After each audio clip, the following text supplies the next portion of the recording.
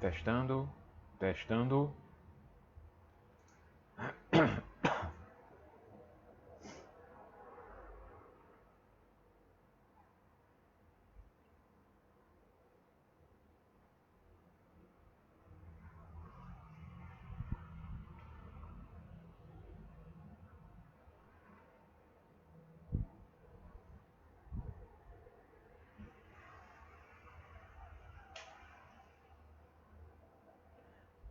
Boa noite a todos que estão chegando para mais uma noite de estudo, né?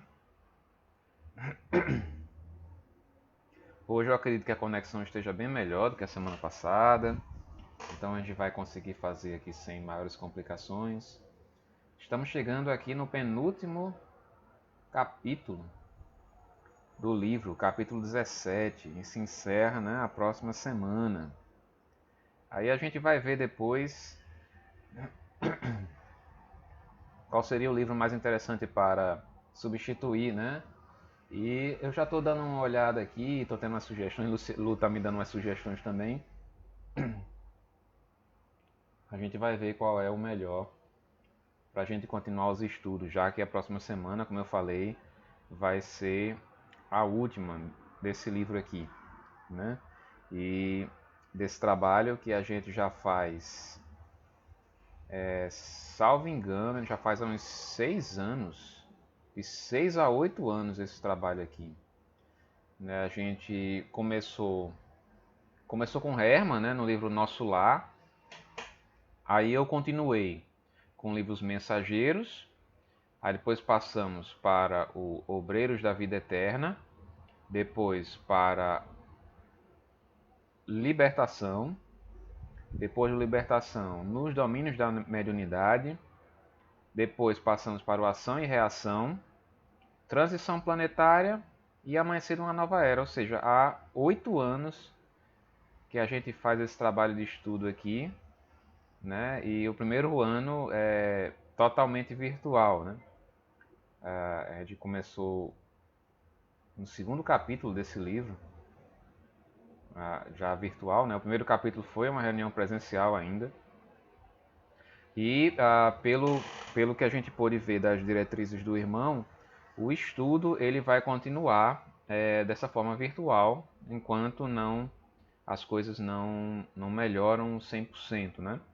As reuniões presenciais vão voltar com todas as diretrizes, com toda a segurança, né, de forma bem restrita. E o nosso estudo vai continuar virtual até enquanto, enfim, for necessário. Bom, são 19h31 já, né? Mais uma vez, boa noite a todos, sejam muito bem-vindos. Vocês aqui que estão comigo todas as terças-feiras de estudo. Vamos passar logo para a nossa prece inicial e eu gostaria de fazer a prece de Cáritas, né, para a gente iniciar. Vamos fechar os nossos olhos, vamos elevar o nosso pensamento a Deus e dizer assim: Deus, nosso Pai, que sois todo poder e bondade, dai força àquele que passa pela provação, dai a luz àquele que procura a verdade, ponde no coração do homem a compaixão e a caridade.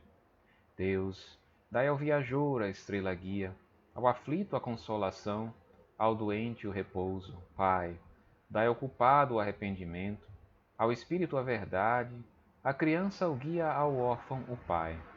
Senhor, que vossa bondade se estenda sobre tudo o que criastes.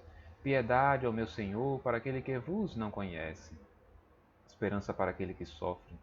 Que vossa bondade permita aos Espíritos Consoladores derramarem por toda parte a paz, a esperança e a fé.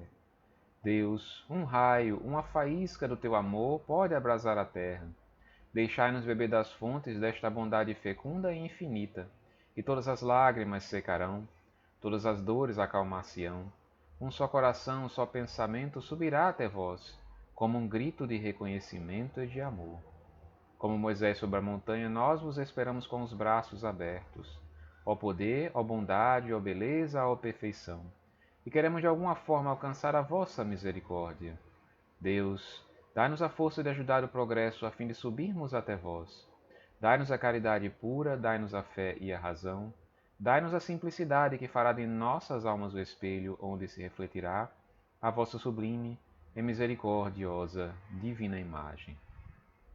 Com esta prece, Senhor, te pedimos permissão para dar por iniciado o nosso estudo da noite de hoje com muita paz e com muito amor.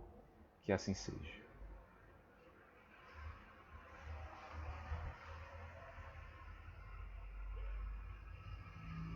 Bom, gente, vamos continuar aqui, né, o nosso livro, capítulo 17, como eu falei, ele está caminhando para o seu encerramento, né, tanto o capítulo 17 como o 18º, ele é como se fosse uma preparação, assim, o 17 é uma preparação para o final, né, para o encerramento dos trabalhos que o grupo de Manuel Filomeno de Miranda está realizando na Casa Espírita, né, na Casa Espírita de Encarnados. E nesse capítulo 17º, a gente vai ver bastante coisas interessantes e um assunto também mais ou menos novo, que não tinha aparecido até esse momento aqui no livro, né? Nem nesse, nem no Transição Planetária que a gente viu anteriormente. Mas, vamos lá, iniciando. Inúmeros serviços puderam ser executados naqueles dias com visitas a diversas instituições espíritas que padeceram as injunções perniciosas do arguto perseguidor, né? Aqui ele se refere ao Rabino Eliakim Ben Sadoc. E algumas delas ainda prosseguiam sob os acúlios do sofrimento e dos três varios, o que certamente demoraria algum tempo de experiências aflitivas para a necessária recuperação. Né? Ele se refere aqui que algumas casas espíritas tiveram problemas por conta da perseguição do Rabino Eliakim Ben Sadoc, né, que estavam basicamente recuperadas, mas outras não, outras ainda estavam sofrendo, né, ainda padecendo de determinadas situações que ainda vai demorar um pouco para que elas consigam se recuperar. Mas a esperança é que todas elas, enfim, se recuperem, né? Principalmente porque o auxílio, a ajuda do Pai Maior, ela está presente em todos os momentos. Quando não se ouve e não se segue a diretriz do amor, o sofrimento se apresenta como o grande mestre que corrige e orienta, lapida a brutalidade diamantina, fazendo surgir a estrela fulgurante, e mesmo prolongando-se no tempo, termina por produzir os resultados benéficos que todos desejamos. Aqui é a lição que a gente já vê há bastante tempo, né, na própria doutrina espírita, assim como o próprio irmão Gorai, ele repete bastante essa lição, né, que as pessoas chegam na casa espírita ou pela dor ou pelo amor, né? E nós sabemos que não há necessidade de nós buscarmos essa transformação, conseguirmos essa transformação pessoal, essa reforma íntima, pela dor e pelo sofrimento. A dor e o sofrimento, eles só existem porque nós não conseguimos aprender pelo amor, né? Considere-se aqui como se fosse uma grande escola e nós viemos justamente para aprender as lições do Evangelho, as lições da caridade, a alimentar as virtudes, né, que são necessárias para o nosso crescimento. E simplesmente nós damos de ombros, buscamos somente olhar para o nosso próprio umbigo, buscamos tão somente os prazeres dos bens materiais e sem se preocupar com mais ninguém, alimentando o egoísmo, o orgulho, a vaidade e esse tipo de coisa, esse tipo de deformidade. Basicamente o sofrimento, a dor, né, a dor na verdade, porque a dor ela vai surgir, mas o sofrimento é opcional, né? A gente sofre se a gente quiser. A dor ela vem como uma lição, né, como um alerta, na verdade. E liga um alerta, uma sirene.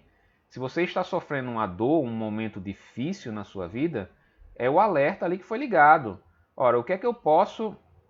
E é parar para pensar o seguinte, o que é que eu posso aprender com esse momento difícil que eu estou vivendo agora, com esse sofrimento? Né? O que é que eu posso fazer para me melhorar, para aprender? Né? Então, se a gente aprende, né, as lições, e que lições são essas? As lições que estão lá no Evangelho do Cristo. Se nós aprendermos essas lições por conta própria, né, se nós aprendermos de forma antecipada, antes da chegada da dor e do sofrimento, essa dor e esse sofrimento não vão vir.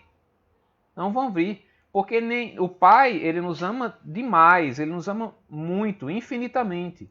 Mas, tanto é que se nós aprendemos a lição de forma antecipada, através do amor, esse sofrimento ele não vai vir, porque nenhum sofrimento, nenhuma dor, nenhuma situação difícil em nossas vidas é colocada de forma gratuita. Ninguém passa nada por acaso. Nenhum sofrimento é gratuito, nenhuma dor é gratuita. Portanto, se perdeu a razão de ser esse sofrimento, essa dor, porque nós já aprendemos a lição, certamente o Pai não vai mandar esse sofrimento. Esse sofrimento vai ser impedido, vai ser interrompido. Né? Não vamos precisar passar por aquilo. Né? Então é uma escolha que nós temos que fazer diariamente. Qual é a escolha que nós pensamos? Qual é a decisão que nós tomaremos? Seguir o caminho do amor, tentar nos modificar, tentar nos transformar através da leitura do Evangelho, através da prática dos ensinamentos do Evangelho, ou esperar que o sofrimento bata a nossa porta para que nós possamos pensar realmente por que é que eu não fiz diferente, né? E começar a se arrepender e o remorso bater, o sentimento de culpa por não ter feito diferente. Então, a escolha é feita a todos os momentos, em todas as situações que nós passamos na vida, de todas as circunstâncias. Nós devemos... E qual é a melhor fórmula? Qual é a lição mais, assim, o meio mais adequado para que a gente possa tomar as melhores decisões? É aquela pergunta: o que é que Cristo faria se estivesse no meu lugar? Se você estiver com uma situação difícil, uma situação em que você tem que decidir sobre algo, o que é que Cristo faria se estivesse no meu lugar? Qual a decisão que ele tomaria? Né? Então, se nós temos um certo pré-conhecimento das lições do Cristo, do Evangelho, nós sem dúvida vamos tomar as melhores decisões, inclusive com o auxílio dos nossos queridos espíritos amigos que estão sempre ao nosso lado. Então, a lição é essa. Não tem para onde correr. Nós vamos aprender de uma forma ou de outra. Seja pelo amor, de forma antecipada, de forma voluntária, ou através da dor e do sofrimento que vai chegar e vai bater na nossa porta sem pedir licença. E continua aqui a narrativa, né? O Centro Espírita Amor e Caridade, né, que é a principal casa espírita onde se passou a narrativa, havia se recomposto. O irmão Anacleto, né, despertou, que era um dos diretores do centro, né, que nos capítulos anteriores a gente viu que ele havia se perdido, após o desencarne da sua esposa, ele começou a procurar prostitutas, começou a beber, começou a fazer uma série começou a causar uma série de constrangimentos aos próprios colegas de centro, né? Inclusive chegou a furtar dinheiro da caixinha do centro, né? Ele despertou, após todo o tratamento que a gente viu lá naquele capítulo, ele despertou para a realidade dos seus deveres, voltando a ser o diligente e dedicado trabalhador de antes. Deixou a lição de que ninguém está isento dos assédios perversos das trevas e das quedas abissais no erro, por desvio da mente que sempre deve estar vigilante no reto cumprimento dos deveres. Portanto, ninguém está imune ao assédio no mal. Até aquele trabalhador mais dedicado, está na casa espírita toda semana, pratica a caridade toda semana, é portador de virtudes, né, e alimenta essas virtudes. Mas justamente as criaturas que não querem que haja o progresso da humanidade, a evolução da humanidade, elas estão ali à espreita, estão ali vigilantes. Né? Qualquer passo em falso que se der,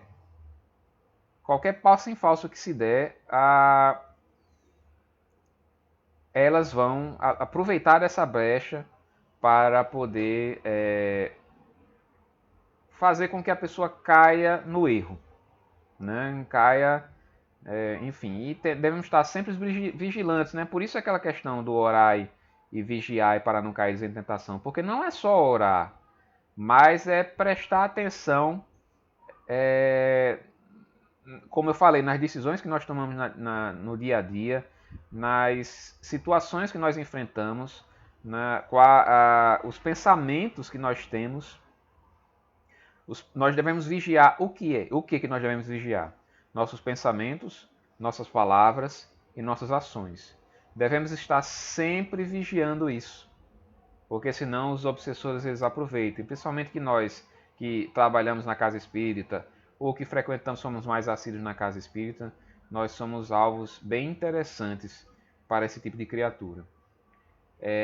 Martina, né, que ele fala aqui, que foi justamente em outro capítulo, que era uma moça que ela era prostituta, né, ela vendia o corpo e ela engravidou da pessoa que a explorava financeiramente e começou a ter pensamentos de abortar a criança e também incentivada pela pessoa que era o pai, né? E ela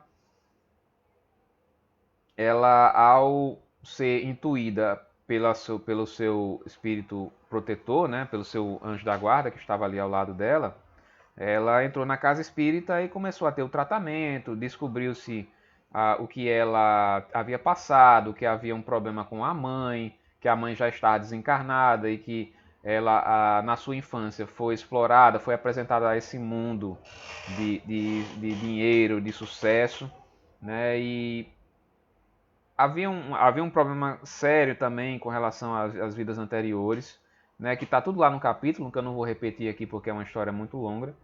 Mas depois do tratamento que foi feito ali, Martina havia encontrado o rumo da iluminação interior e cuidava da gestação com ternura e devotamentos inigualáveis, sensibilizando-nos pela renovação que se imprimia a cada dia. Então ela modificou o pensamento dela, inclusive ela deixou a prostituição e passou a procurar um trabalho que fosse diferente disso, né? Um trabalho mais, enfim,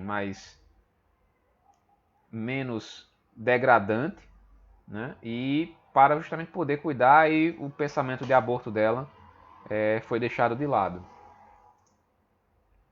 O programa que dizia respeito aos trabalhadores de Alcione, que mergulhavam na atmosfera terrestre para o sublime labor da transição planetária, tinha continuidade segura, desenhando-se novos cometimentos cujos frutos já se podiam colher no comportamento social de alguns idealistas, iniciando-se a era de paz que, embora ainda demorasse, já apresentava os sinais de elevação e de harmonia.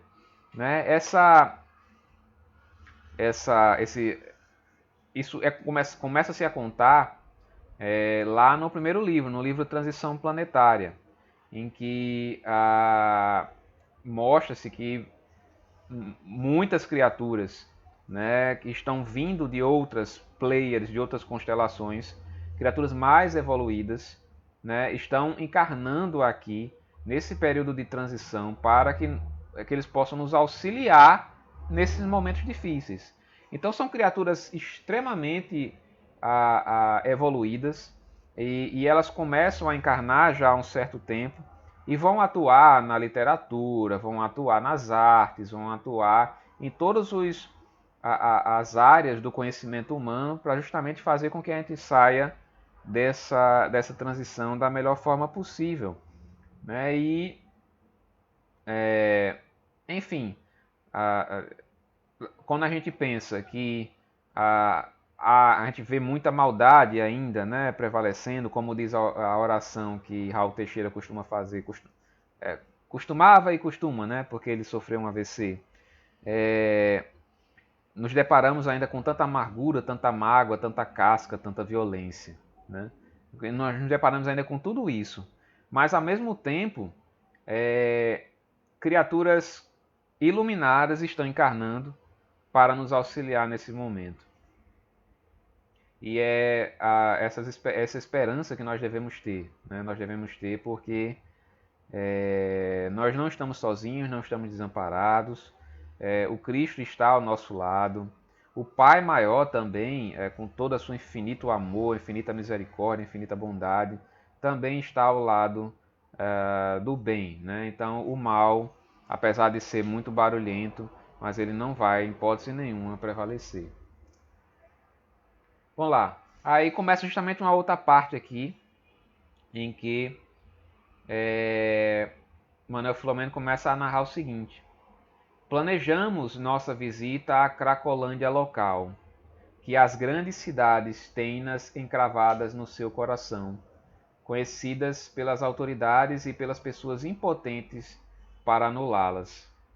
Verdadeiras regiões punitivas na Terra, são redutos de infelicidade e de perversão, demonstrando a inferioridade do nosso querido planeta e as dores superlativas dos espíritos que as buscam.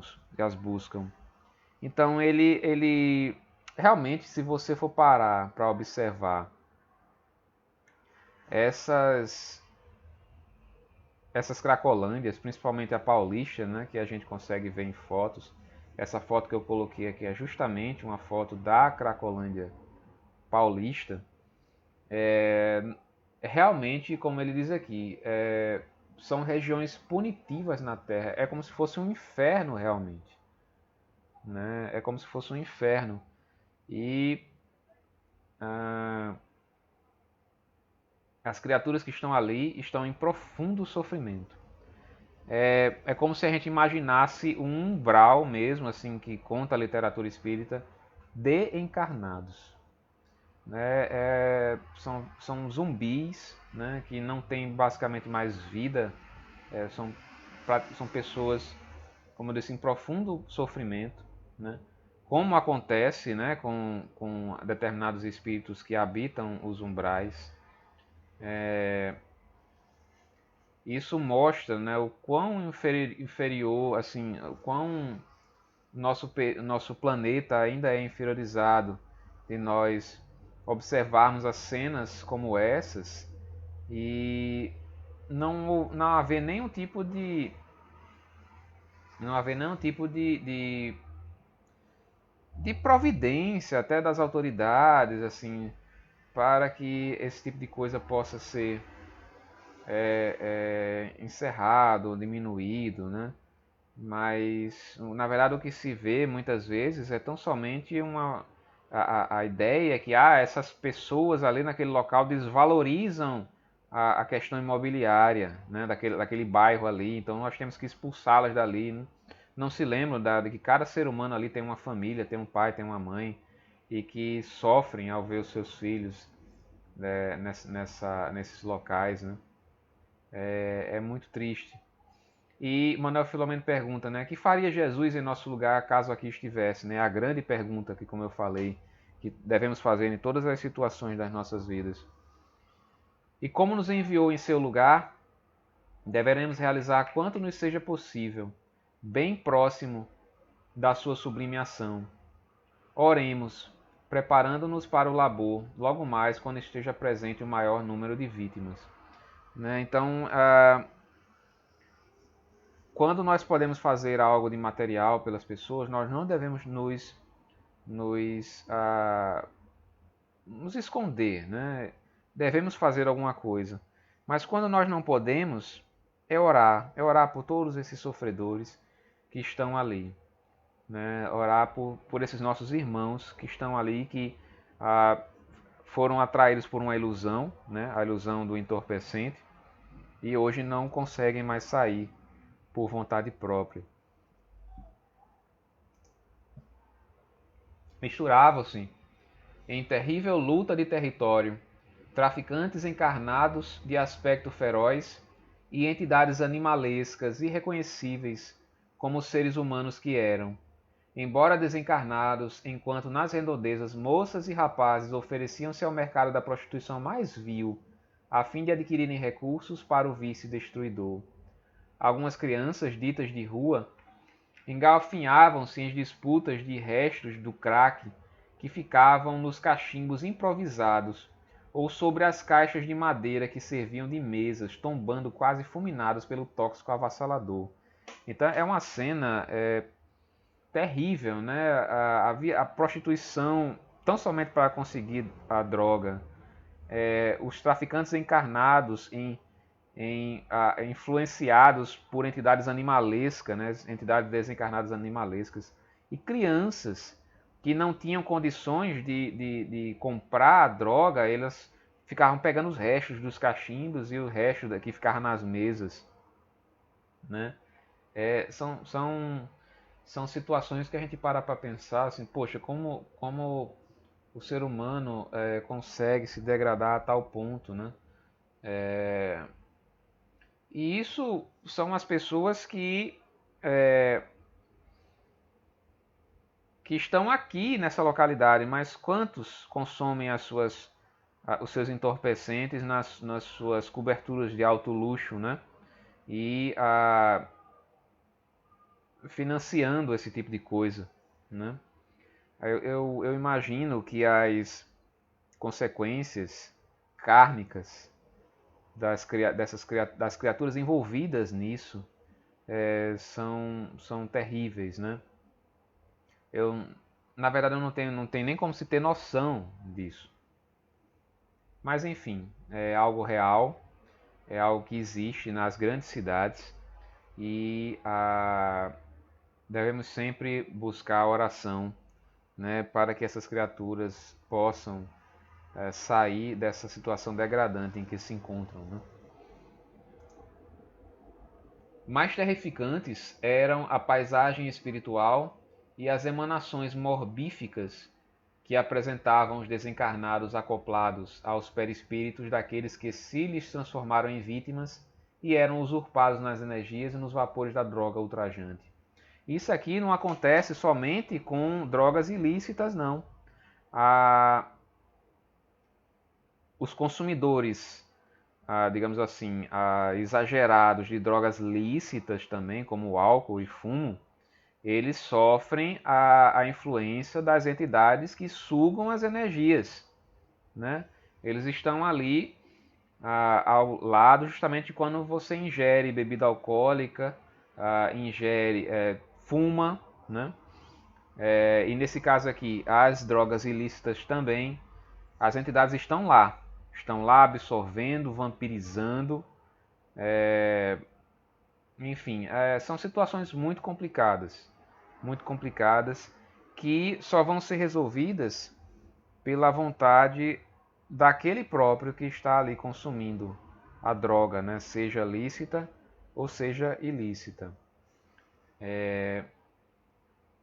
Existe um vídeo interessante de Divaldo que fala sobre beber socialmente, né? O álcool socialmente. Tem no YouTube. Eu não vou falar aqui porque não é o momento, né? Mas é bem interessante que vocês assistam. Divaldo Pereira Franco sobre o fato de se beber socialmente, né? Entre aspas, né? Que tem essa expressão beber socialmente. Bom, continuando aqui, em razão do tempo em que a região estava sob a injunção destrutiva de vidas, tornara-se uma área infernal, com as características morbosas de outros lugares espirituais fora da Terra, verdadeiros infernos, onde os seres infelizes padeciam as agruras do comportamento inditoso que se haviam permitido. Eu acredito que se determinados médiuns videntes forem visitar esse tipo de local, eu acho que eles vão ter uma visão do que seria o inferno, entre aspas, né?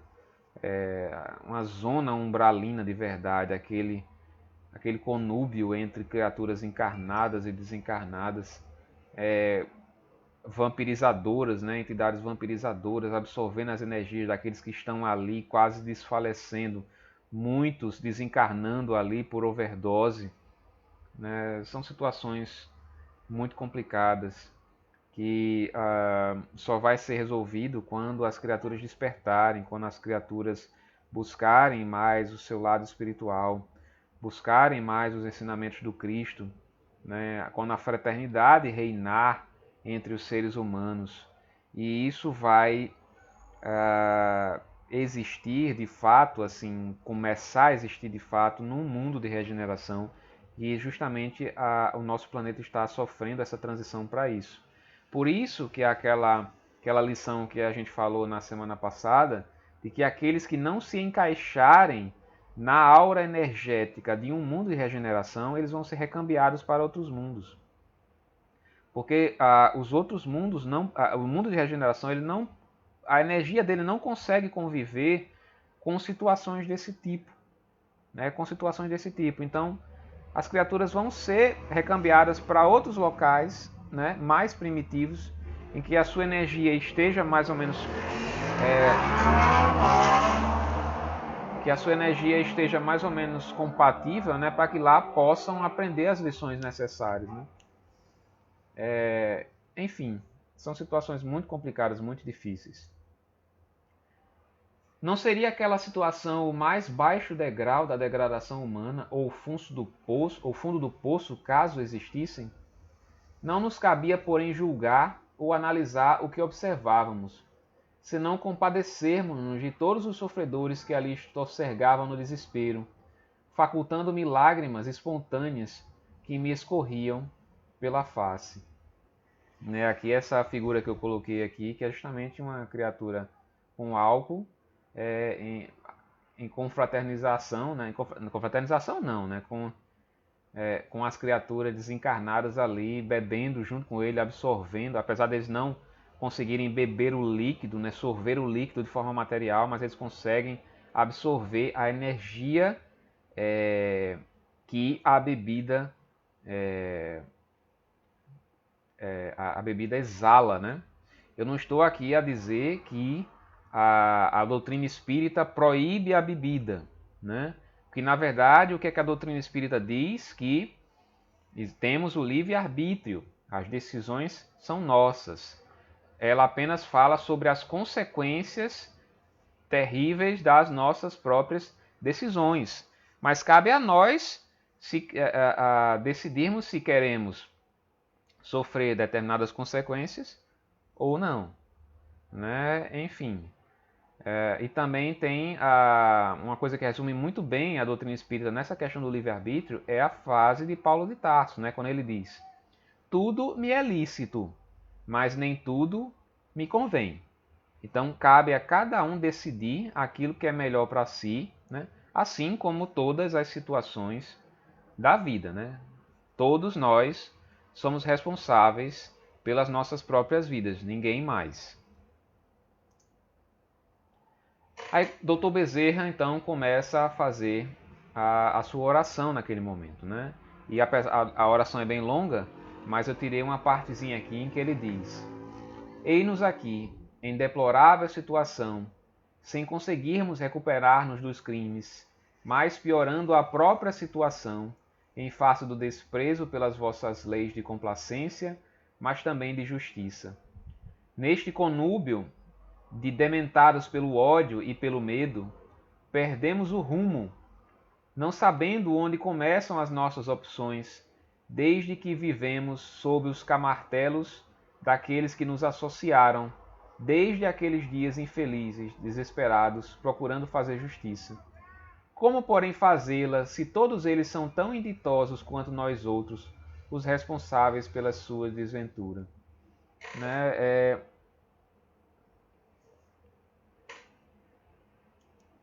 Como é que nós podemos resolver essas questões, né? Como eu falei, é pela nossa própria vontade, né? Pelo nosso próprio livre-arbítrio, né? A necessidade de nós fazermos as nossas reflexões e decidirmos aquilo que nós queremos, né? Enfim, não cabe a ninguém chegar e apontar o dedo para os outros e julgar. Nós não podemos sequer julgar essas criaturas que estão ali vivendo naquela Cracolândia.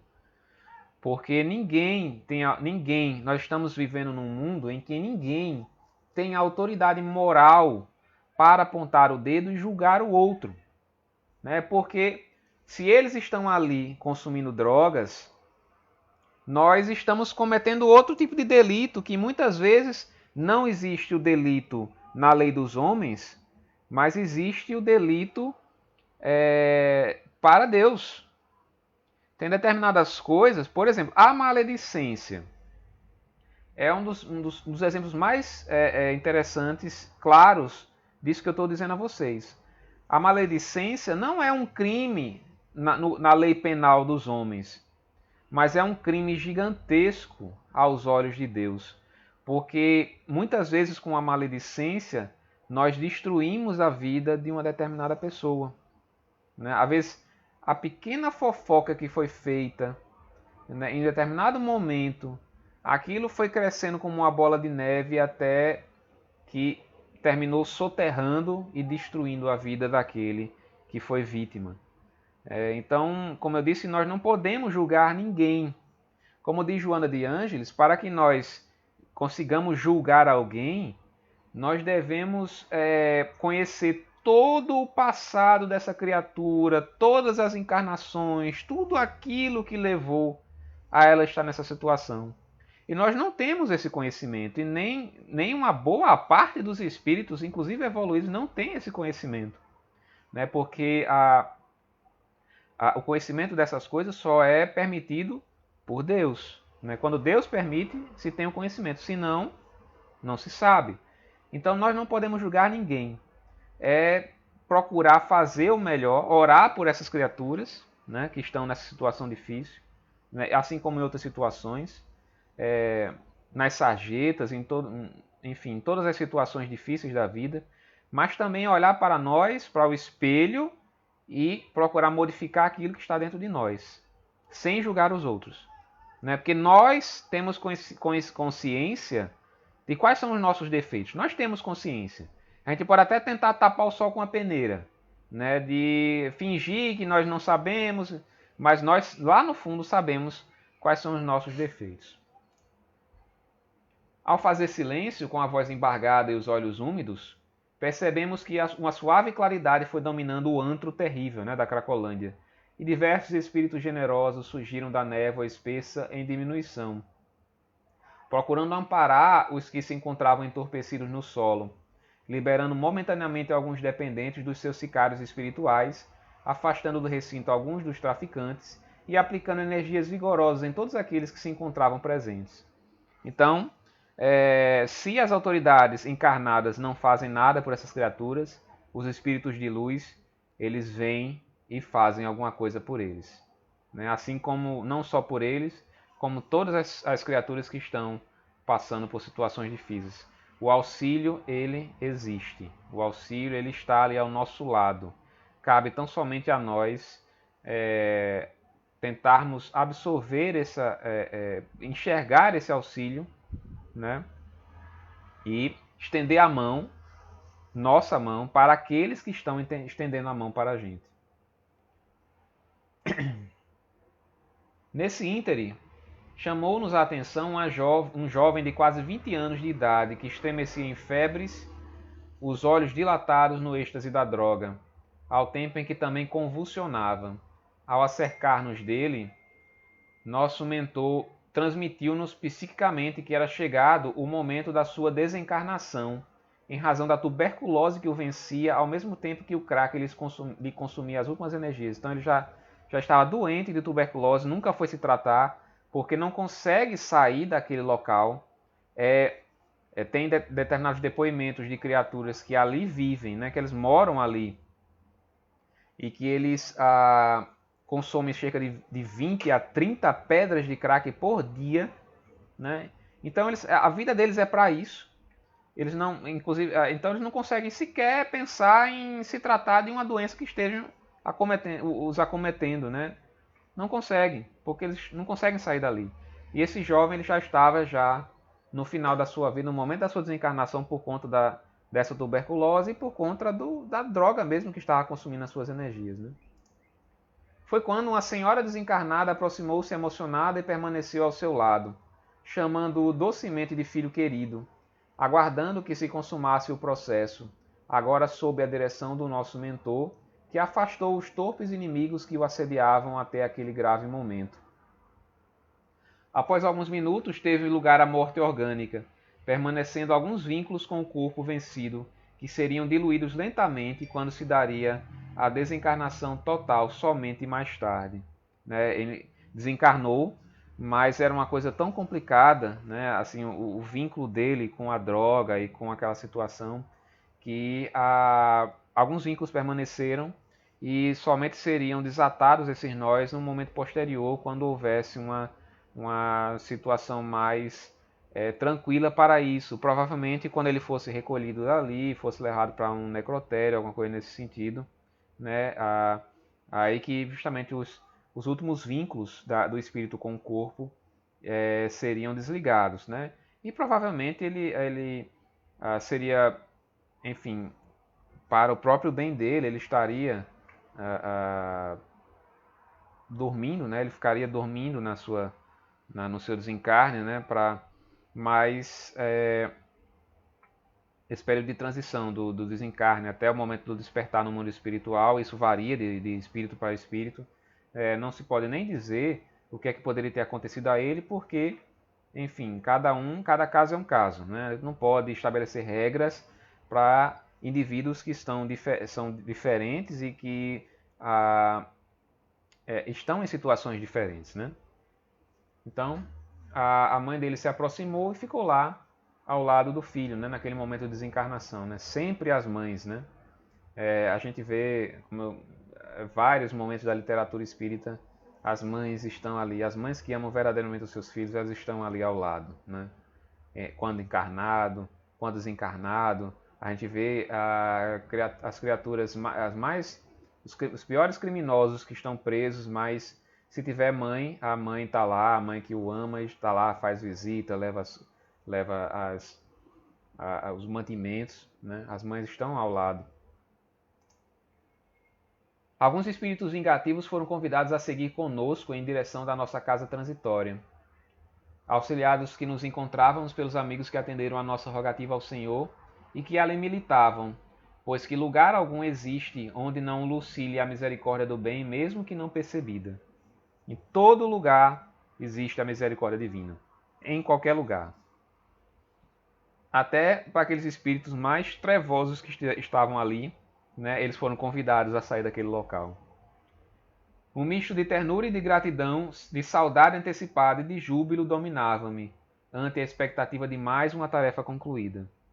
Então, foi-se observado tudo que estava ali, e o auxílio foi dado às criaturas que quiseram o auxílio, né? Porque, como eu disse, o livre-arbítrio ele impera.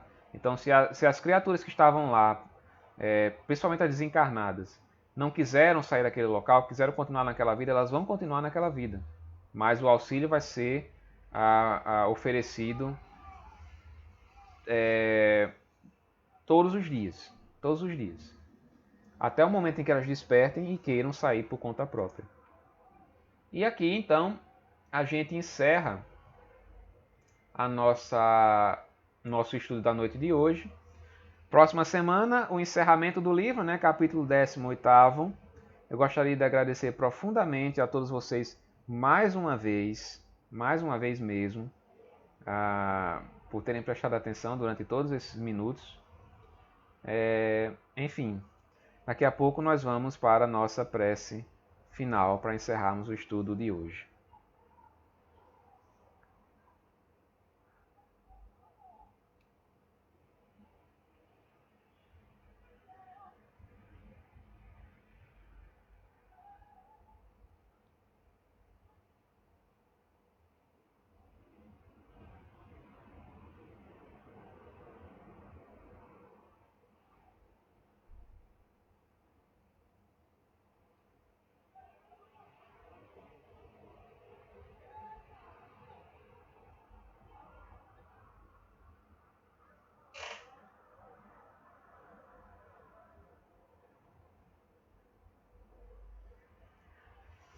Bom, então vamos lá, né, para a nossa prece final.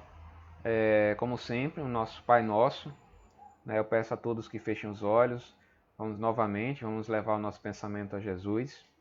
E vamos assim dizer: Pai nosso que estais nos céus, santificado seja o vosso nome. Venha a nós o vosso reino.